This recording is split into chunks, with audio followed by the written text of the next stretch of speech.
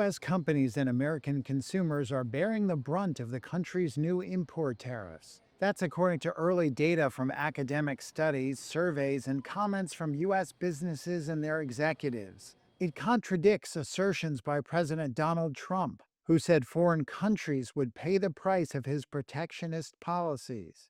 But early indications show that through the first months of Trump's new trade policy, it is U.S. companies that are footing the bill and passing on some of it to the consumer, with more price hikes likely to come. A Harvard Business School study found that imported goods have become 4% more expensive since Trump started imposing tariffs in early March, while the price of domestic products rose by 2%. The biggest increases for imports were seen in goods that the United States cannot produce domestically, such as coffee, or that come from highly penalized countries like Turkey. These price hikes, while material, have been generally far smaller than the tariff rate on the products in question, implying that sellers were absorbing some of the costs. A White House spokesperson said, quote, "Americans may face a transition period from tariffs, but that the costs would, quote, ultimately be borne by foreign exporters."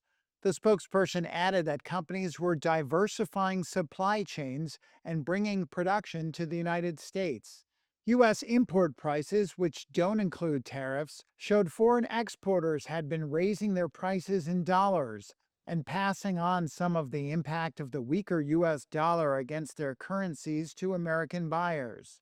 Yale researchers say, quote, "This suggests foreign producers are not absorbing much, if any, of the U.S. tariffs, consistent with prior economic research." Companies are still adapting to Trump's tariffs, which have pushed import taxes from an average of around 2% to an estimated 17%. Meanwhile, exporters, importers, and consumers are jostling over who will end up paying for the tariffs, which come to around $30 billion a month. Some companies are raising prices, including Tide detergent maker Procter & Gamble. And Reuters analyses of e-commerce websites Shein and Amazon were already showing robust price increases for Chinese products sold in the United States, ranging from clothing to electronics.